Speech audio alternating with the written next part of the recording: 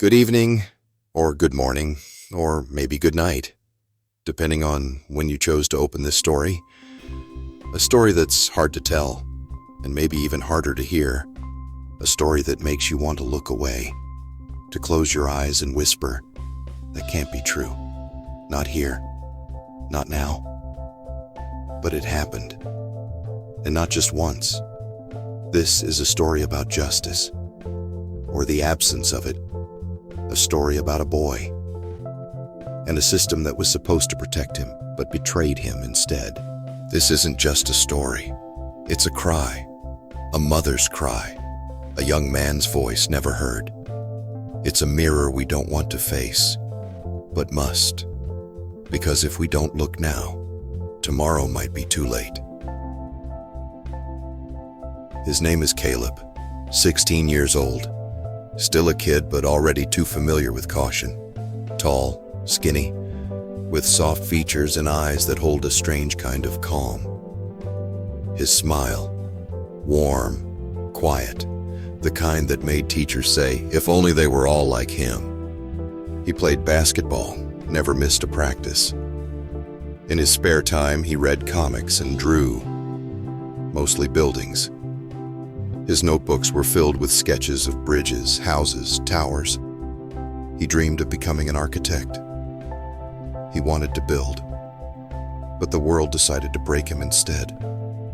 He lived with his mother, Sarah, in a small house with peeling paint on the porch. Sarah was a nurse, worked day and night. She got up before sunrise and went to bed long after dark. For him, she called Caleb her light, and Caleb knew. All they had was each other. The town they lived in seemed quiet, friendly. Neighbors waved over fences and held cookouts on weekends. But behind the smiles, something simmered. Something no one spoke aloud. Caleb felt it, especially in stores when the cashier kept an eye on him, or when a police cruiser passed and conversation stopped.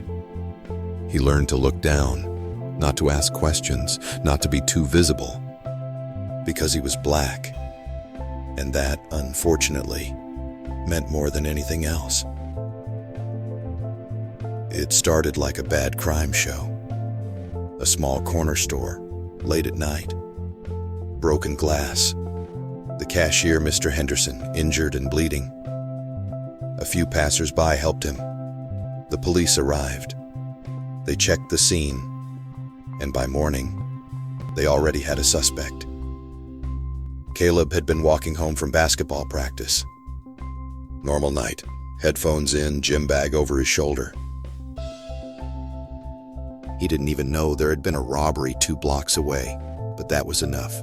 He was a teenager. He was black. He was in the wrong place at the wrong time. For the police, that was all it took. When they called him into the station, he thought it was a mistake. Caleb explained, showed them his practice schedule, told them who he'd been with. His friends confirmed everything. One even showed a selfie they'd taken just after practice. But none of that seemed to matter. Too many details, too complicated.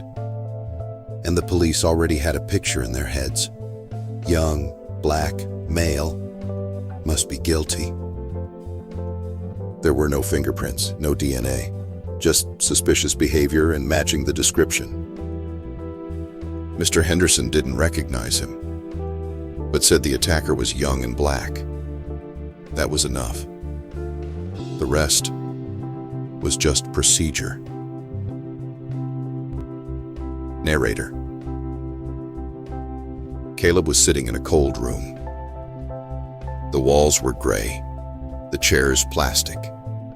Behind the mirror, 2 officers silently watched. They didn't hit him, didn't yell. They just asked the same questions again and again. Where were you? With whom? Why are you nervous? You don't want things to get worse, do you? He answered calmly. But there was growing anxiety in his voice. He didn't know if he could call his mom. He didn't know if he had the right to leave. He just wanted to go home. Sarah came to the station almost running. She found out from a neighbor that Caleb had been detained. She had to leave her shift. In her eyes, fear, rage, disbelief. "This is a mistake," she said. "He was at practice. There are witnesses." But the officers had already decided. "Let the lawyer sort it out," they said. "The investigation is ongoing," and they let her go without her son. 2 days later, he was officially charged. Assault, robbery, threatening someone's life. All serious. Too serious. At a press conference, the prosecutor spoke about rising youth crime. In the news photo, Caleb, expressionless, tired, a black hoodie, messy hair, and beneath the photo, the caption, "Suspect in armed assault." Online, people started commenting. Another one. Where are his parents? Probably not his first time, but no one knew who he was. No one had seen his drawings, his comics, or heard him laugh when his mom tickled him in the morning. A public defender, a tired man in a wrinkled jacket. He showed up the day before the hearing, skimmed the papers, wrote down a couple of witness names. "It's a tough situation," he said. "Best to plead guilty. You'll get a lighter sentence." Caleb said nothing. Sarah clenched her fists. Plead guilty to something he didn't do? Her voice trembled. "Are you serious?" The judge, Harold Benning, gray hair, straight posture, reputation, tough but fair. But today he didn't even look at Caleb, only the paperwork. The prosecutor spoke loudly, confidently, described the attack, listed dates, showed footage from a security camera, shadows, silhouettes. "It could be anyone," Sarah whispered, "but not my son." And when it was the defense's turn, the lawyer stumbled, tried to speak about practice, about the photos, about the witnesses. The judge listened, distant and detached, as if none of it mattered, as if the decision had already been made. The prosecution's witness, a middle-aged woman, she said she saw a dark-skinned teenager running away from the scene. "Are you sure it was him?" the lawyer asked. The woman shrugged. "He looked similar. I don't know. He had the same kind of hair." And then, a witness for the defense, Caleb's coach. "He was with me. We started at 6 and finished at 7:30. I saw him the whole time." But the prosecutor was skeptical. "Maybe he stepped out for a minute. Maybe you were distracted." And the judge nodded, as if it were truly possible, as if the truth were a matter of assumptions. Sarah went to her acquaintances again, and again, nothing. Some were afraid to speak. Others didn't want to get involved. Even a boy who trained with Caleb said, "Better to keep quiet. Mom said not to get involved." In the news stories, Caleb was no longer called a suspect. He became the accused. Newspapers published old photos where he looked serious wearing a hoodie. No one printed his drawings. No one told how he asked the coach to stay after practice to help others, how he brought lunch to his neighbor. None of this was a story for the cameras. Harold Bennings had served in the court for 22 years. He knew what troublesome teenagers looked like. He often spoke about the threat to society. And in the courtroom, he increasingly interrupted the defense. "You're straying from the point. This witness is irrelevant to the case. Stick to the facts. He barely looked at Caleb, only at the reports, at the street map, at the call log printout. Not at the boy's eyes, not at his hands, clenched in fear. The 6th day of hearings. The final word. The lawyer tried to remind the court, no fingerprints, no DNA. There is an alibi, but the prosecutor objected. There is a match in the description, there is a probability, and that means there is responsibility. And the judge said, the defendant is found guilty. Sarah didn't hear the rest. She sat motionless, only her lips trembled. Caleb didn't cry. He just looked at her and whispered, "Mom." Caleb was sent to a juvenile detention center. Everything there was different. Different walls, different sounds. At first, silence. Then, shouts, locks, cold. He held on. He didn't fight. He didn't respond to provocations. He wrote, on sheets of paper, on scraps of newspaper. He kept a diary. Sarah did not stop fighting.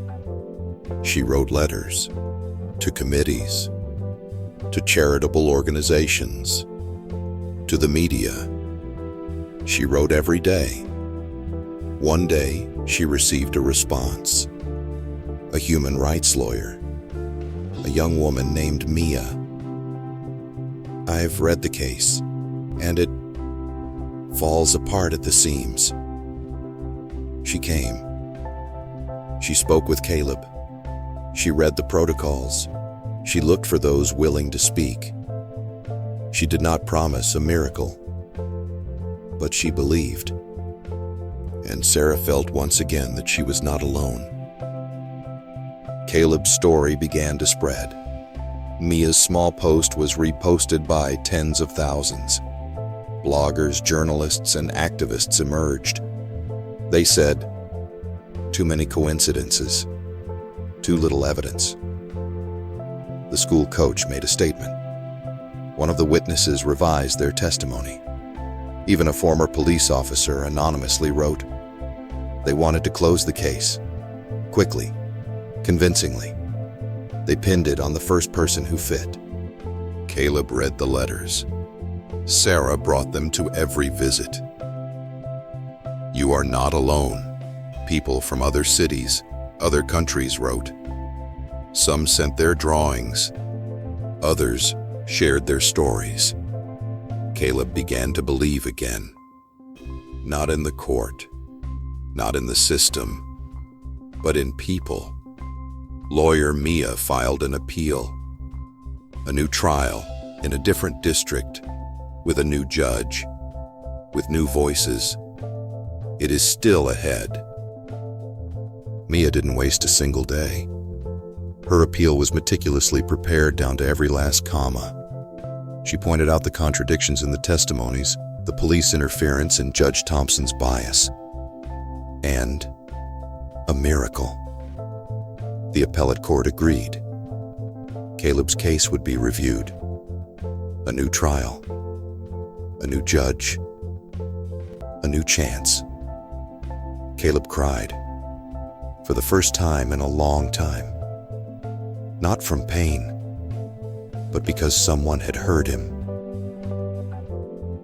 Sarah was working nights again. Mia was preparing for the trial. New witnesses emerged. One of the guys who was near the store that evening came forward. He said, "It wasn't Caleb, I know.